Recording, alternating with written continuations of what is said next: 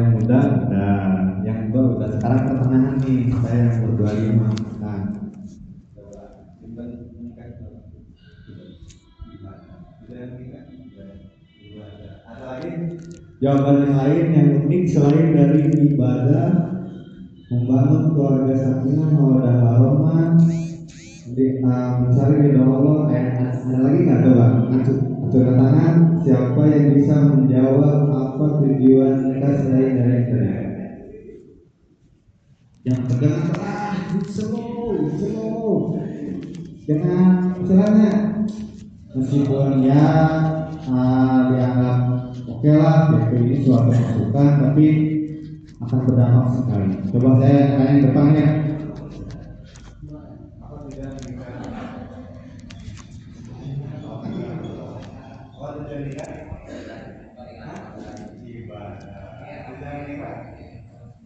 Ibadah. Oke. Nah, saya kedua ya, di dalam kompilasi hukum Islam pasal 1 saya akan menyibaratkan tujuan menikah itu adalah misakon bulido, yaitu ikatan lahir batin antara suami dan istri untuk mencapai suatu kebahagiaan kekal abadi yang diridhoi Allah Subhanahu wa Ta'ala. Nah, semua yang tadi dibicarakan itu termaktub di dalam Undang-Undang Nomor 1 Tahun 74 tentang perkawinan dan kompilasi hukum Islam. Gitu. Jadi harus berpacu kepada tujuan dulu, karena percuma suatu ibadah tidak ada tujuannya hampa. Contoh misalkan, karena kan menikah itu ibadah terpanjang kan, paling panjang, paling lama, paling nikmat itu menikah. Ibadah sholat dari mulai takbir sampai salam, ibadah puasa dari sahur sampai buka, ibadah zakat cuman pas sebelum lebaran. Coba ibadah nikah dari mulai mata melek sampai mata terpejam bareng-bareng gitu. Makanya tujuannya harus diluruskan gitu. Contoh lagi misalkan umroh nih, umroh ya. Tujuan kita umroh itu toh hanya melaksanakan ibadah sesuai dengan apa yang disunatkan secara sunat dan sunat-sunat umroh gitu. Coba kalau tujuannya selfie Ka'bah, dapat gak? Coba tujuannya saya mau selfie di tower Zamzam di atas kan, yang di bawahnya itu Ka'bah, itu di Google juga banyak, bisa tinggal comot gitu kan.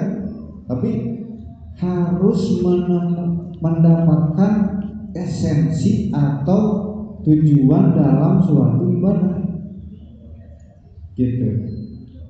Jadi jangan sampai pernikahan pun saya mah ada tujuan nikah teh boga pamajikan gitu di imah teh batur gitu, lamun aya ka ayon teu sorangan deui keluar lieur gitu kan. Atau misalkan lamun ka kondangan aya baturan, aya batur gitu ngagandeng gitu. Lamun lebaran sudah ditanyakeun wae iraha kawin, iraha nikah gitu. Luruskan ini. Tujuan pernikahan itu membangun keluarga sakinah mawaddah warahmah, bahagia dan kekal abadi. Dalam artian kekal abadi itu hanyalah maut yang memisahkan, bukan datang ke Cibinong untuk sidang di pengadilan agama. Jangan, saya tekankan, jangan sampai kalian semua datang ke Cibinong untuk melakukan perceraian. Nitip. Karena kalau tujuannya hanya untuk main-main, tujuannya hanya untuk bersenang, bukan senang. Kalau senang-senang tiap hari harus senang-senang. Maksudnya gini, ada tujuan lain dalam pernikahan. Contoh misalkan saya nggak story yang pahit lah gitu. Nah, saya mah tujuan nikah itu pengen ngajakin istri.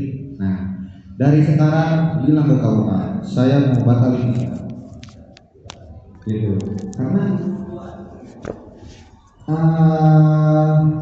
seorang anak perempuan itu dari mulai dilahirkan oleh ibunya sampai ke detik ini dihormati, disayangi, dan dipelihara, dirawat dengan baik oleh orang tuanya.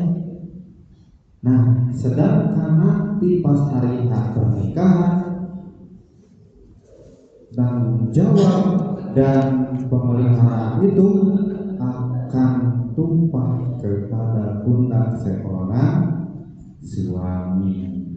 Tapi harus disambut dengan baik. Soalnya pokoknya mah bro, itu penting mah ya nah, kewajiban suami istri terpenuhi, komunikasi dengan pasangan masing-masing baik, rezeki lancar, kaayal tiap bulan, honeymoon unggal setahun sekali, ceria yakin gitu. Karena dalam arti kita menduduki jabatan sebagai pengganti dari wali, dari ayah kandungnya, dari mertua kita, itu harus dengan sesuatu yang sungguh-sungguh, santai tapi pasti. Santai tapi pasti. Karena nih, kok bayangkan yang udah 20 tahun dirawat dengan baik setelah menikah disakiti oleh suami,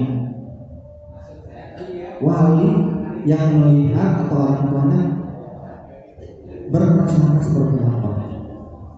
Cek Sunda aja kalau yang ngerti Sunda, aing mau budak dirawat diberi, pokoknya nama budak serba bola di alus-alus misalnya dengan di KDRT, jangan sampai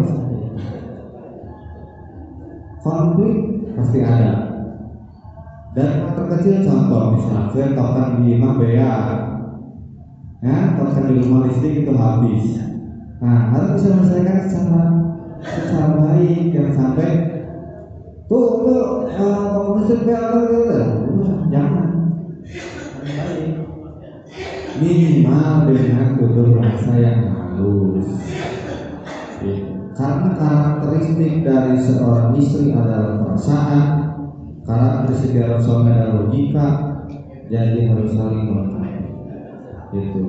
Karena kebanyakan nih kebanyakan gen milenial, meskipun saya kalau usia pernikahan saya dengan yang lain ya lebih lama beliau, kalau saya kan istilahnya baru 5 tahun lah. Anniversary itu nanti Agustus tanggal 9, pas ke 5 tahun saya menikah. Kalau misalkan lupa itu hari anniversary, bahaya banget. Kalau kira nikah aku bawa duit, harus kita bisa mencari caranya gitu. Jangan sampai kita hari pernikahan lupa, hari jadian kita lupa, hari tanggal lahir pasangan kita lupa, itu bisa memicu konflik gitu tuh. Nanti bisa didasari lagi. Giliran, gitu. Aku masih suami, kan sama dia, lain campur, lain naon gitu.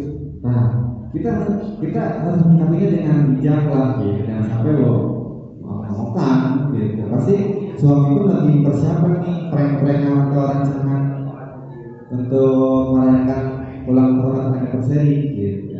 Nah, biasanya Gen Z itu kalau menyelesaikan masalah tidak dengan duduk manis kebanyakan, kalau banyak emosi gitu. Nah, harus kalian hindari bahwasanya ada 4 unsur kekerasan dalam rumah tangga, dan sekarang pun ada itu bukan dari suami, dari istri pun ada gitu. Apa saja 4 4 unsur ini. Yang pertama kekerasan fisik, yang kedua kekerasan psikis, yang ketiga kekerasan seksual, yang keempat penelantaran. Nah, contohnya yang pertama kekerasan fisik. Lumrah kan kalau kekerasan fisik, main tangan, main kaki, apalah sampai lubang-lubang, apalah sampai baret-baret, sampai masuk IGD. Jangan, karena yang namanya pasangan kita adalah orang pertama yang akan melindungi satu sama lain. Dari mulai mata melek sampai mata orang, itu adalah orang yang kita cintai dan kita sayang. Makanya sekalipun ada masalah, selesaikan dengan baik. Sekalipun ada konflik, selesaikan dengan kekeluargaan. Itu yang pertama. Kekerasan fisik kalian udah tahu lah, kekerasan fisik gimana gitu. Yang kedua kekerasan psikis, misalkan psikis yang menyangkut dengan masalah hati dan perasaan. Misal suami kita tuh update status baik di Instagram menjelek-jelekkan apa yang ada di istrinya, kan secara tidak langsung pasti yang melihat itu bukan keluarga kita, pasti ada orang lain dan teman kita yang melihat. Nah, suami istri malah jadi sakit hati kepada kita.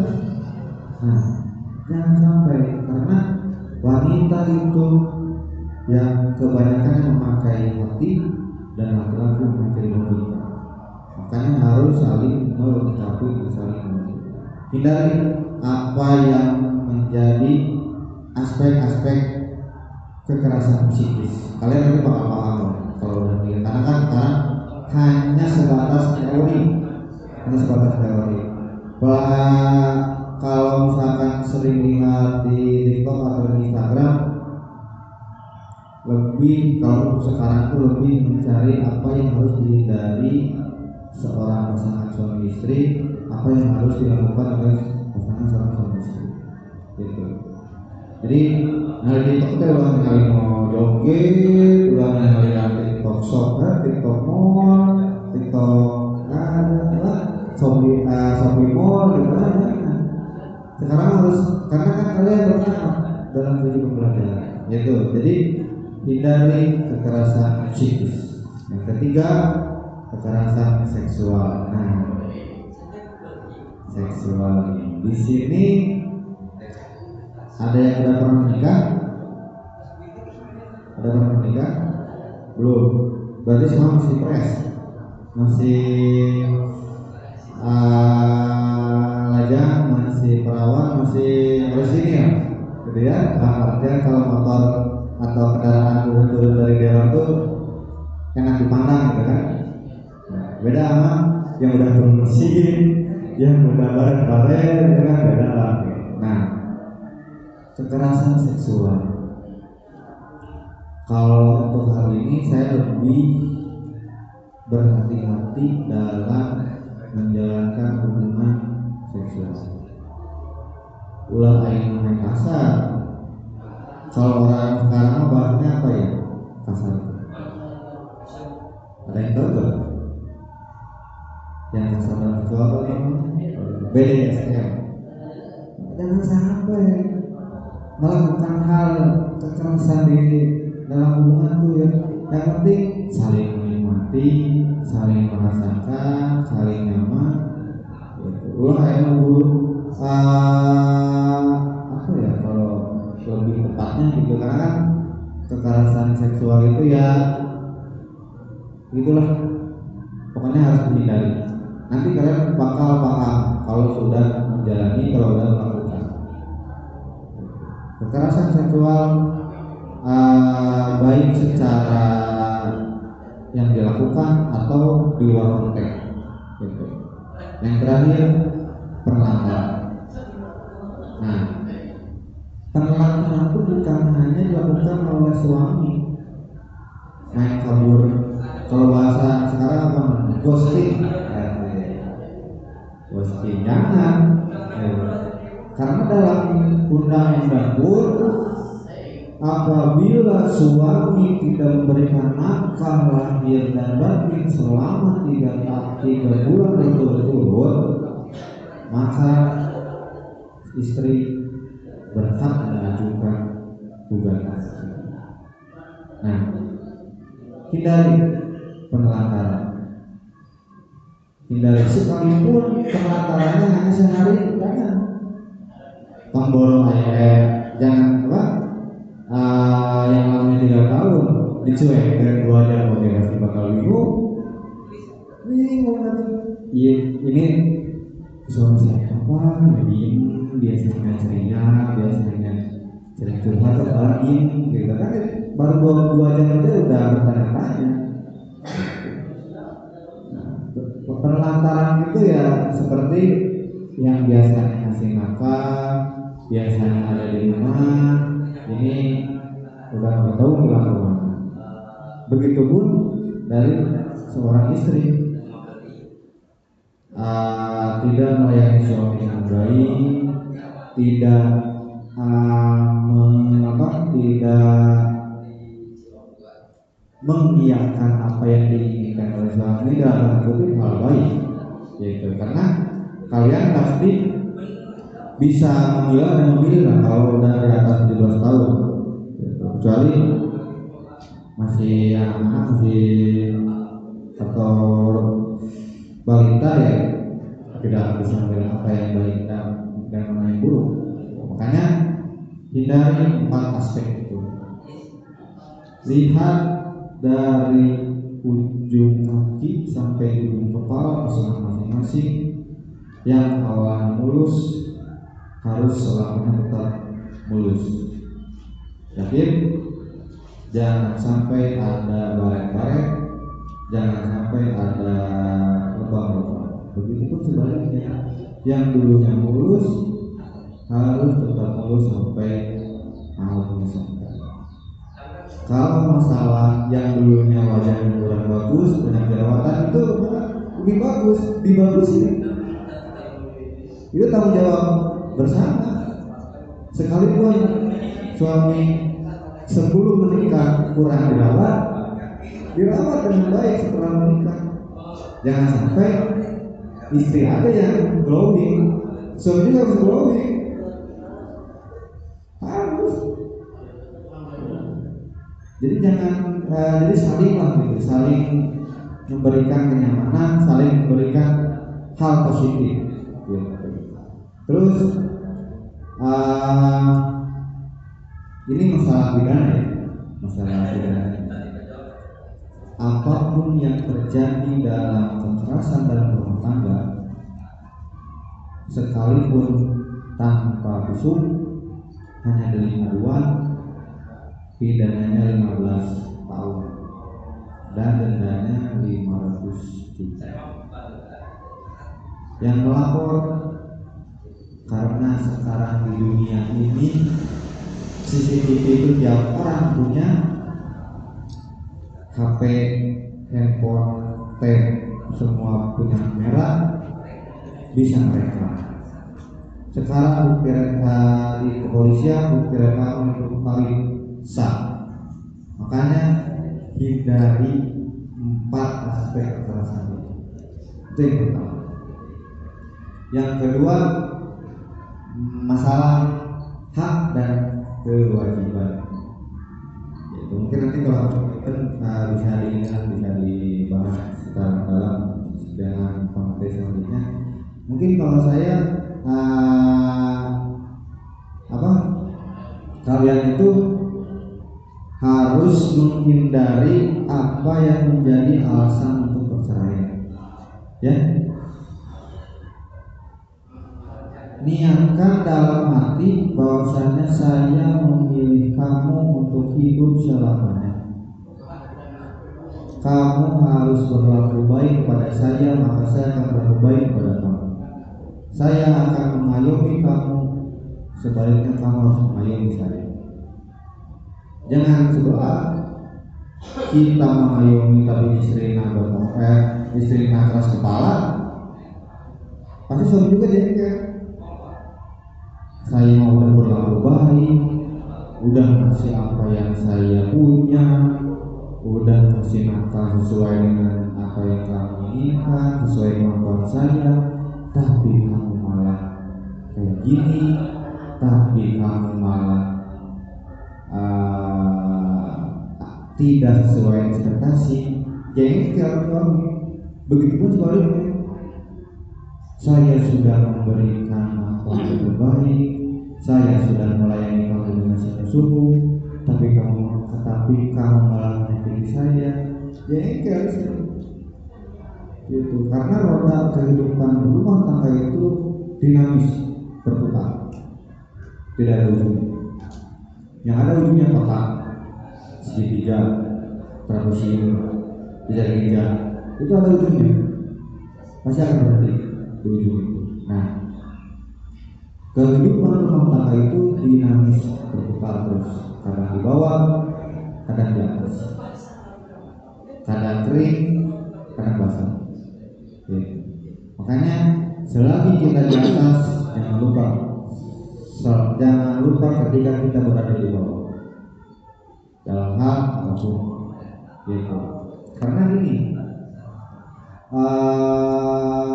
tadi kan udah disinggung masalah tujuan pernikahan. Kalau misalkan tujuan kalian menyakiti, stop dari sekarang. Jangan diterusin pernikahan. Saya yang biaya, saya yang tenaga, saya yang pikiran. Kalau niat kita menikah itu lurus dengan baik, lanjutkan. Pelihara, rawat dengan baik, senangkan diri masing-masing dan senangkan pasangan kita. Insya Allah ke depan rumah tangga lebih bahagia, lebih berwarna. Karena warna itu dihasilkan dan dimaksimalkan oleh diri masing-masing. Sekalipun saya bukan ngasih tahu ke seumuran, maaf gitu, karena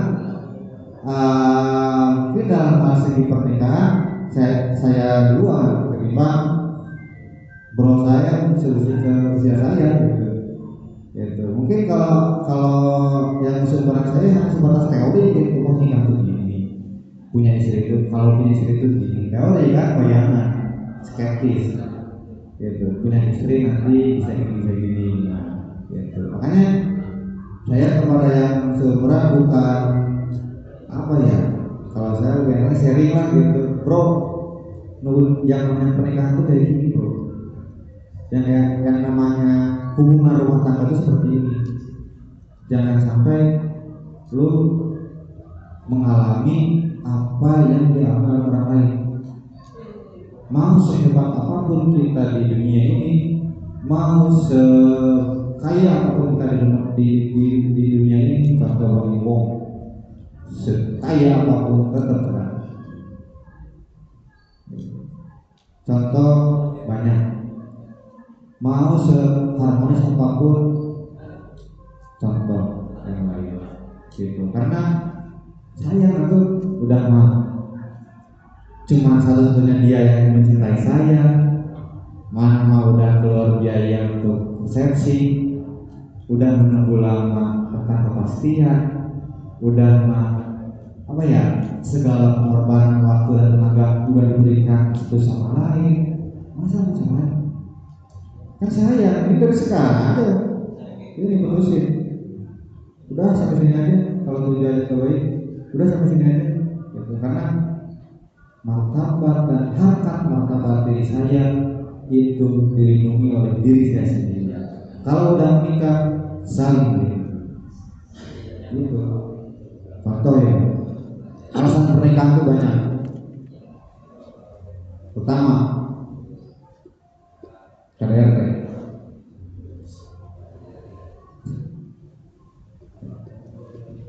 Jadi garis bawahi adalah terakhir, hindari perceraian.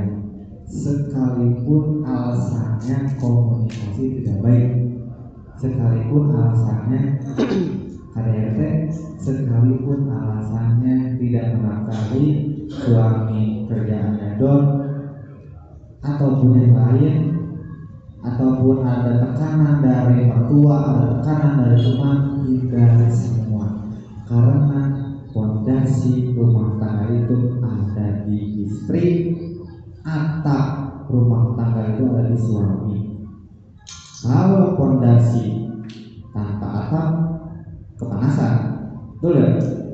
Rumah di bahasa masjid nih, fondasi tanpa atap, panas, kehujanan. Contoh atap tanpa fondasi, roboh. Masa ada atap bangunan abang kayak gini, kecuali kan ditarik sama helikopter atau kren ke atas, masih logika gitu. Kalau atap tanpa fondasi, roboh. Makanya seorang suami melindungi harta dan martabat istri, harta martabat keluarga, begitupun suami, begitupun istri, fondasinya harus kuat. Yakin? Yakin kan? Yakin bro? Yakin ya?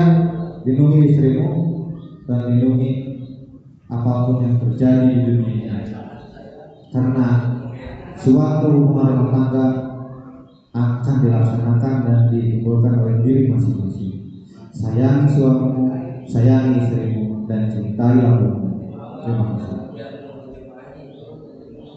Baik, intinya sih gitu ya. Yang nitip lah. Nanti mau yang seumuran, mau yang di bawah saya, mau yang paling muda umur 20 tahun, mau yang kalau ada yang di atas umurnya, nitip. Hindari kekerasan rumah tangga, hindari alasan perceraian, dan saya mau tahu jangan ada orang lubang mada lari ke pengadilan agama untuk bercerai. Jangan. Itu dia. Siap? Siap? Siap? Kok nggak kayak yang gak siap ya? Atau banyak pikiran-pikiran yang lain? Siap ya, ini seperti itu. Saya bukan ngasih nasihat kepada kalian, saya hanya sharing, membagi pengalaman saya selama 5 tahun. Terima kasih atas waktunya. Mohon maaf apabila ada kata-kata saya yang kurang baik. Yang bagusnya adalah Allah Taala, yang jeleknya dari diri saya pribadi. Terima kasih. Mohon maaf dari saya pribadi. Tapi boleh daya. Wassalamualaikum warahmatullahi wabarakatuh. Saya serahkan ke Ustaz.